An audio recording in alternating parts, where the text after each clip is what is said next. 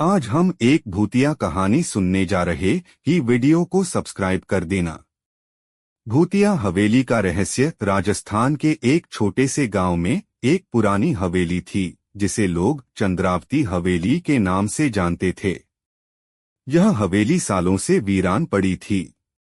गांव वालों का कहना था कि वहां एक आत्मा भटकती है जो हर रात डरावनी हंसी हंसती है और जो कोई भी अंदर जाता है वापस नहीं आता। राहुल की जिज्ञासा। राहुल, जो शहर में पढ़ाई करने गया था, गर्मी की छुट्टियों में अपने गांव लौटा। उसे भूत प्रेत जैसी बातों पर विश्वास नहीं था। उसने हवेली की कहानियां सुनी और तय किया कि वह इस डर को झूठ साबित करेगा।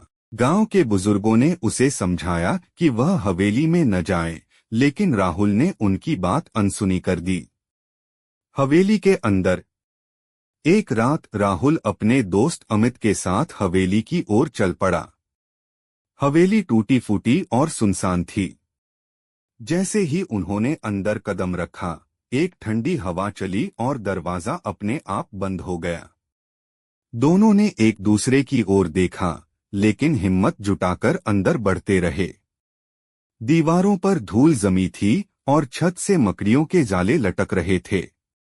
अचानक सीढ़ियों पर किसी के चलने की आहट सुनाई दी। दोनों सहम गए। उन्होंने देखा कि एक सफेद साड़ी पहने एक छाया धीरे धीरे उनकी ओर बढ़ रही थी। उसकी आंखें अंगारों की तरह जल रही थीं। भूत की सच्चाई। राहुल ने हिम्मत करके पूछा, तुम कौन हो?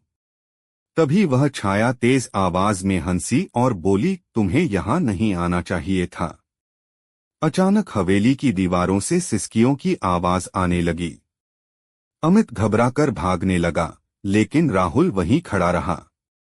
उसने अपनी टॉर्च निकाली और ध्यान से देखा तो पाया कि वह कोई आत्मा नहीं, बल्कि एक बूढ़ी औरत थी जिसे गांव वालों ने भूत समझ लिया था। वह कई सालों से यहां अकेले रह रही थी क्योंकि गांव वालों ने उसे डायन मानकर निकाल दिया था। राज खुला। राहुल ने अगले दिन गांव के लोगों को पूरी बात बताई। सबको अपनी गलती का एहसास हुआ और उन्होंने उस औरत से माफी मांगी।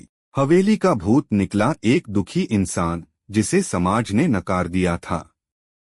इसके बाद हवेली का डर खत्म हो गया, लेकिन रात के सन्नाटे में वहां से अब भी कभी कभी एक करुणा भरी हंसी सुनाई देती थी। समाप्त। ऐसे और वीडियो के लिए वीडियो को लाइक सब्सक्राइब करें।